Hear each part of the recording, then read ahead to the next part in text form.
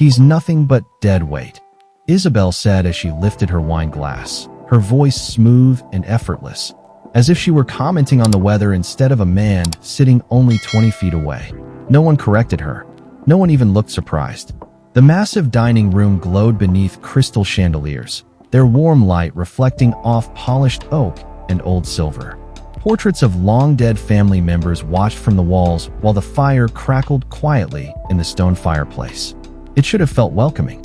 Instead, it felt like a courtroom where the verdict had already been decided. I sat at the far end of the table, exactly where they preferred me. Out of the conversation, out of the decisions, out of sight. David loosened his tie and stared into his glass. He looked exhausted, worn down by responsibilities he never seemed able to manage. Ethan sat closer to the staircase, his sharp eyes moving from face to face as another argument unfolded. Eleanor remained beneath the chandelier, her hands folded neatly in her lap, avoiding eye contact with everyone. She had spent years mastering the art of silence. Across from her, Victoria watched the room with the calm confidence of someone who believed she controlled every outcome before it happened. Isabel poured another glass of wine and continued speaking about family investments, future plans, and the estate. She spoke as if ownership and authority naturally belonged to her. The others listened. They always listened. James, the family's longtime house manager, entered quietly carrying a silver tray. His expression never changed, but his eyes briefly met mine. He gave the slightest nod before placing an envelope beside my plate. Nobody else noticed. Or if they did, they pretended not to. Isabel laughed softly. Some people stay around long after they've stopped being useful. A few uncomfortable smiles appeared around the table. David looked down. Ethan frowned. I picked up the envelope without saying a word and slipped it inside my jacket. The conversation continued. Money, power, property, future inheritances. They spoke freely because they believed I didn't matter. They believed I was a forgotten old man, surviving on their generosity. They believed I had no seat at the table, even while sitting at it. I took a slow sip of coffee and listened. Sometimes the most valuable thing a person can do is remain invisible. Because when people think you have no power, they stop hiding who they really are. And that night, in that beautiful old house, surrounded by people who barely acknowledged my existence, I learned exactly how far they were willing to go. The dinner ended the way most family dinners in that house ended. Nobody was satisfied, yet everyone pretended they were. Chairs scraped across hardwood floors. Crystal glasses were collected. Conversations broke into smaller groups that drifted toward the library, the terrace, or the grand staircase. I remained seated for a few moments after everyone else had moved on. The envelope James had delivered felt heavier than paper should have felt. I waited until the room emptied before slipping out through a side hallway that most guests never noticed.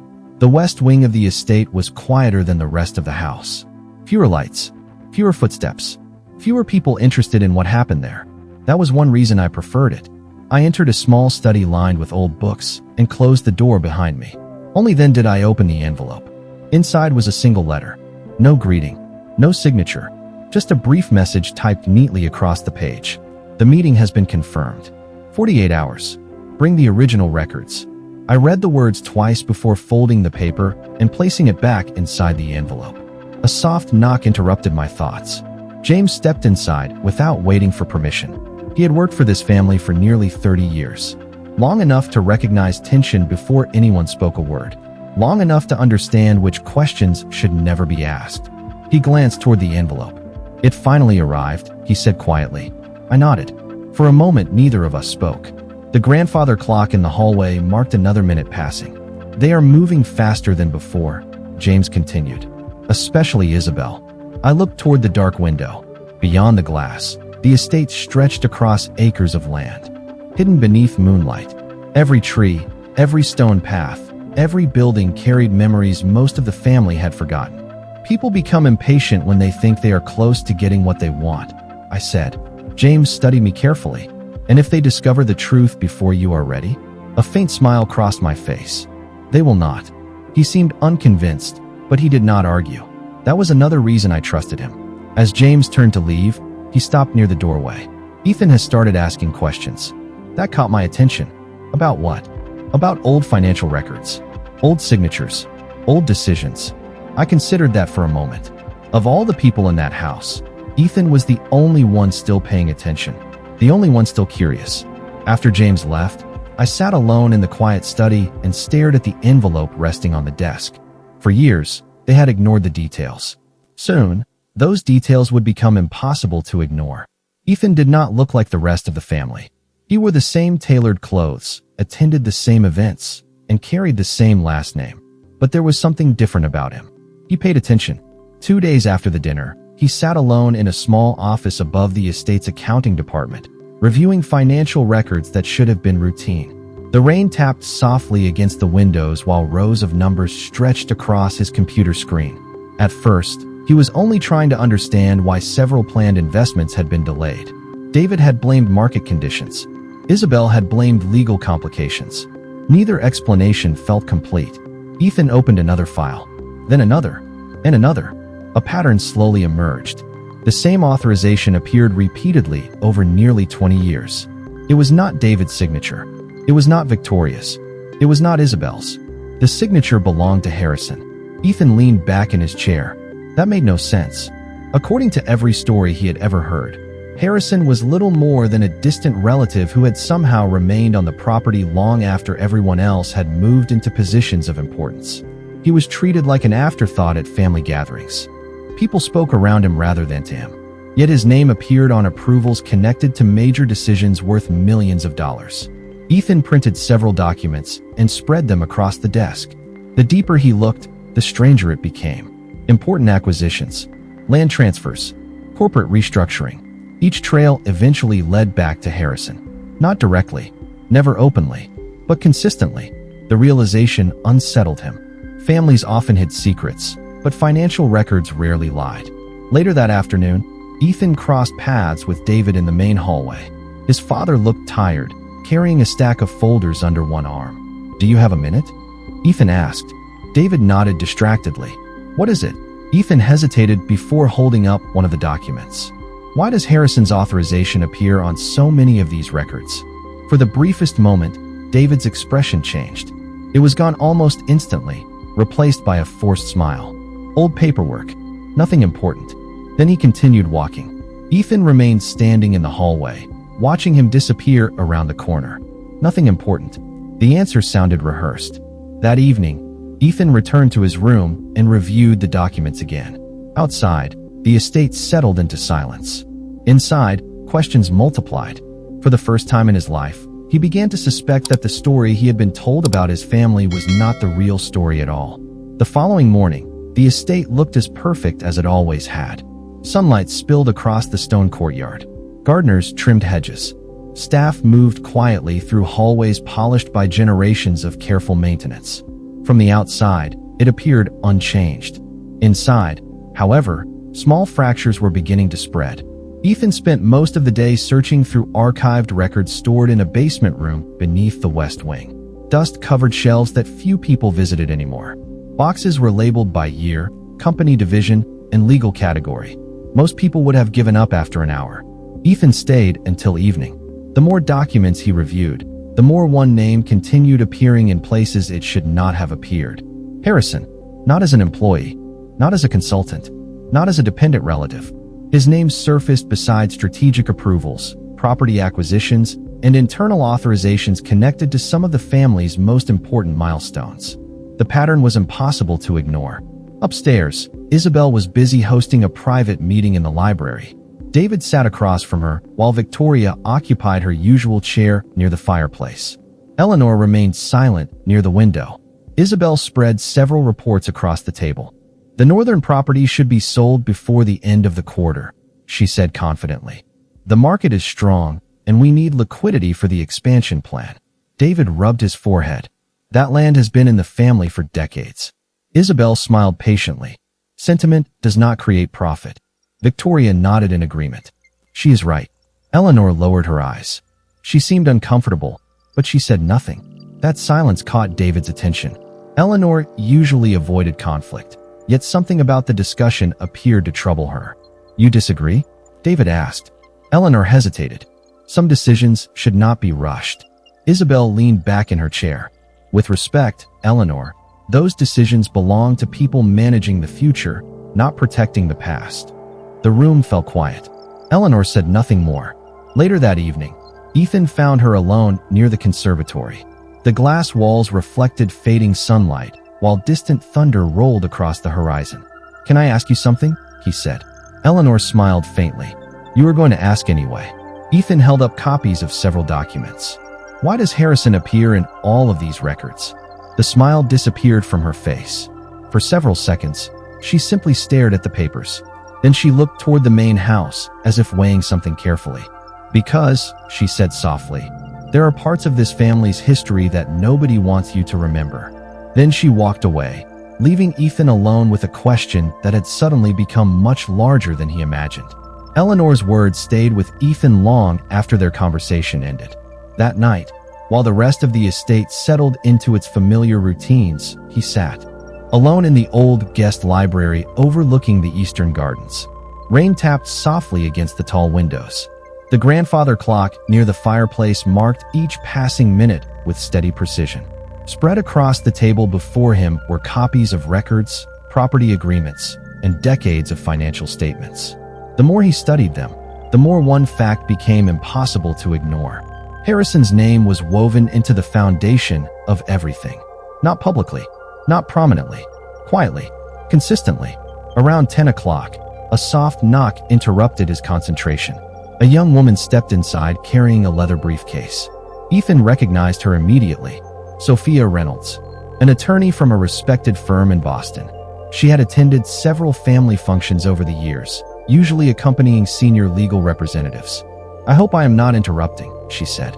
Ethan gestured toward an empty chair. "Actually, you might be arriving at the perfect time." Sophia smiled faintly and sat down. As her eyes moved across the documents, her expression shifted. Not surprise, recognition. Ethan noticed immediately. "You have seen something like this before." Sophia remained silent for a moment. Some of it. That answer only deepened his curiosity. "Then tell me what I am missing." Sophia carefully closed one of the folders. "You are looking at individual pieces. The real story is hidden in how they connect." Ethan leaned forward. "Connect to what?" Before she could answer, another figure appeared in the doorway. Thomas, the family's longtime attorney. His silver hair looked slightly disheveled, and his usual confidence seemed unusually restrained. His eyes moved from Ethan to Sophia, and then to the documents spread across the table. "I had a feeling I would find the two of you here," he said quietly.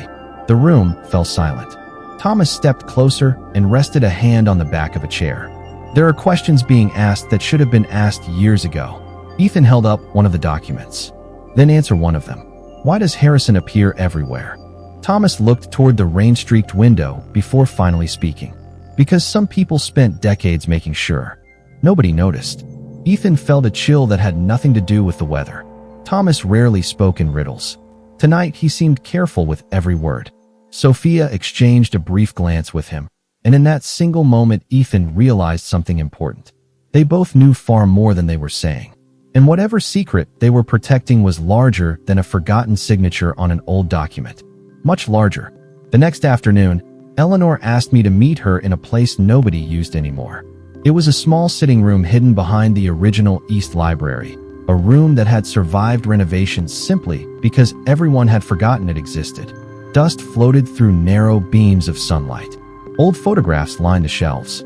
The air carried the faint scent of cedar and age. When I arrived, Eleanor was already there, holding a worn leather album in her lap. She looked older than usual, as though the weight of decades had settled onto her shoulders overnight. She waited until the door was closed before speaking.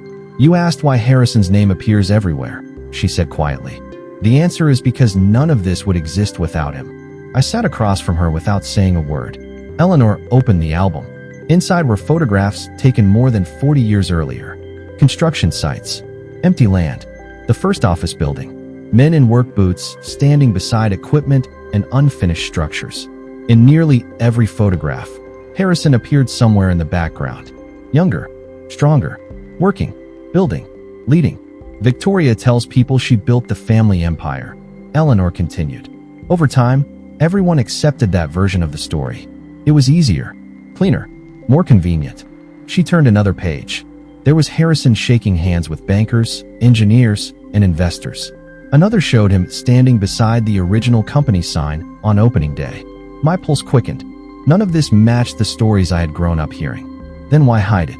I asked. Eleanor stared at a photograph for several seconds before answering. Because success changes people. Money changes people. And power attracts the wrong kind of loyalty. The room fell silent.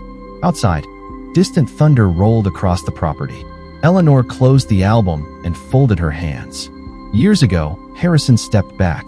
He allowed others to take the spotlight. He believed character revealed itself when people thought nobody important was watching. I remembered every family dinner, every dismissive comment, every joke made at Harrison's expense. Suddenly those moments looked different. Not accidental. Revealing. Does David know? I asked. Eleanor sighed. Not the whole truth. Does Isabel? This time Eleanor's expression hardened. Isabel knows enough to be dangerous. Before I could ask another question, a soft knock sounded at the door. James stepped inside. His usually calm face carried unusual urgency. Thomas just arrived, he said, and he brought the original Founder records. Eleanor slowly stood. For the first time, I saw genuine concern in her eyes. Then everything is about to change. Thomas arrived just before sunset. The storm that had threatened all afternoon finally broke across the estate, sending rain against the tall windows of the main house. Everyone seemed to feel the tension, even if they did not understand the reason for it. Staff moved quietly. Conversations ended early. Doors closed more carefully than usual. By 7 o'clock, Thomas had settled into a private conference room near the original library. On the table before him rested 3 large document cases that looked older than anything else in the building. Ethan arrived first. Sophia followed a few minutes later. Neither spoke as Thomas carefully unlocked the first case. Inside were folders protected in clear archival sleeves. Some documents were decades old. Others appeared newer but equally important.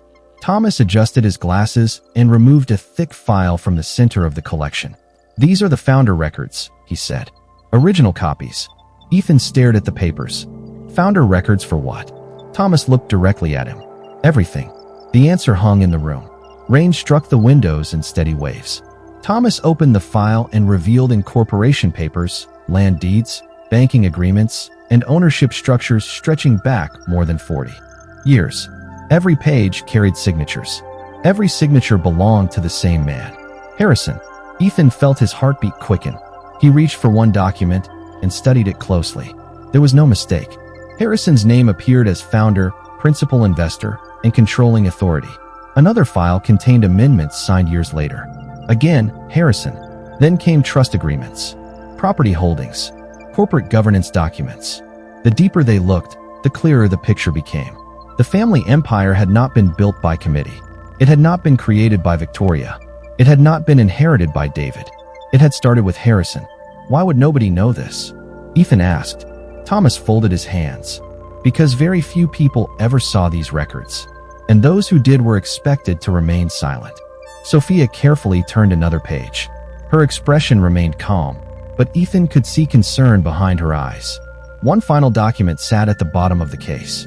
Unlike the others, it was sealed. Thomas rested his hand on it, but did not open it. This, he said quietly, is the document that matters most. Ethan glanced toward the seal. What is it? Thomas looked toward the darkened window before answering. The document that determines who truly controls the future of this family. Suddenly, every secret, every strange conversation, and every unanswered question seemed to point toward that single unopened envelope resting on the table. The following evening, the family gathered once again in the great dining room.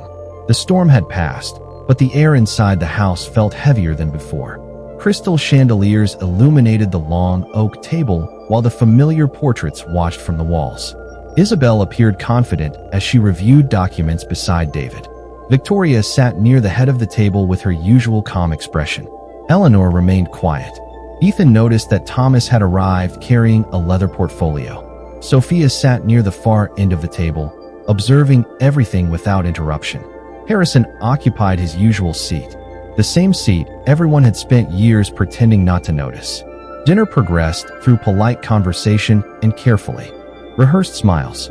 Eventually, Isabel cleared her throat and placed a folder on the table. "I believe it is time we finalize the northern property sale," she announced. "The sooner we move forward, the stronger our position will be." David nodded uncertainly. Victoria offered her support immediately.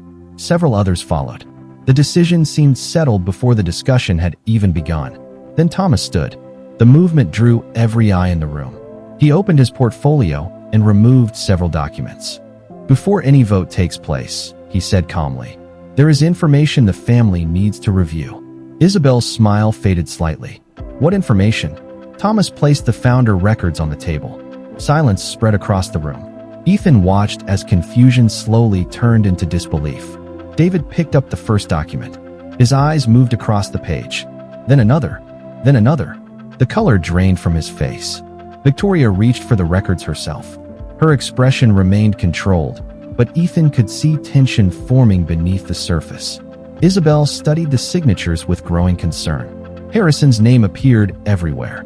Founder, principal owner, controlling authority. The room felt smaller with every passing second. "This cannot be correct," Isabel said. Thomas calmly produced the final sealed document. "It has been verified repeatedly over the years." Nobody spoke. The crackling fireplace suddenly seemed louder than the conversation. Thomas broke the seal and unfolded the papers. "This document establishes the ultimate control structure of the family trust." David stared at him. "Who controls it?" Thomas looked around the table before answering. His voice remained steady. "The authority has always belonged to Harrison." The silence that followed was unlike anything Ethan had ever experienced.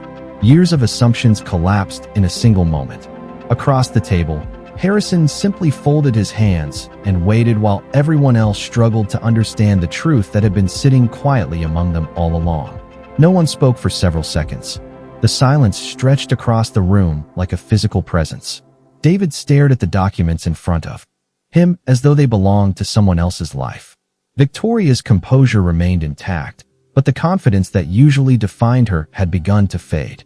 Isabel looked from Thomas to Harrison and back again, searching for a flaw in the evidence. She found none. Harrison finally leaned back in his chair and folded his hands. For years, he had listened while others explained the family history. He had watched people take credit for sacrifices they never made and decisions they never carried. Yet he had never interrupted, never corrected them, never demanded recognition. "Why?" David asked quietly. The question barely rose above a whisper. Harrison looked at him with calm eyes. "Because I wanted to know who valued people and who valued power." Nobody moved. Nobody looked away. Harrison continued. "When the company succeeded, everyone wanted proximity to success. When the properties increased in value, everyone claimed ownership of the vision. But very few people remembered the years before any of it existed." His gaze shifted toward the old photographs hanging on the walls. There were times when failure seemed certain, times when every dollar mattered, times when loyalty could not be purchased. Eleanor lowered her eyes. She remembered those years. So did Thomas. Harrison looked toward Ethan. "You ask questions. You looked beyond appearances. That matters more than you realize." Ethan felt a mixture of surprise and responsibility settle over him. Harrison then turned toward the rest of the table. "I never hid the truth. I simply stopped announcing it. People see what they want to see. Eventually, most of you decided I was irrelevant." Isabel looked away first. For perhaps the first time, she had no argument prepared. Thomas carefully gathered the documents and placed them back inside the portfolio. The truth no longer needed protection. It could stand on its own. Outside, moonlight reflected across the wet stone pathways of the estate. Inside, something had changed forever. Not because money had shifted, not because authority had been revealed, but because illusions had finally disappeared. Harrison stood slowly and adjusted his jacket. "The future of this family will not be decided by who speaks the loudest," he said. "It will be decided by character." Then he walked toward the door. Nobody tried to stop him. Nobody laughed. Nobody ignored him. And as Ethan watched him leave the room, he finally understood the lesson Harrison had been teaching all along. The most powerful person in the house had never needed to prove it.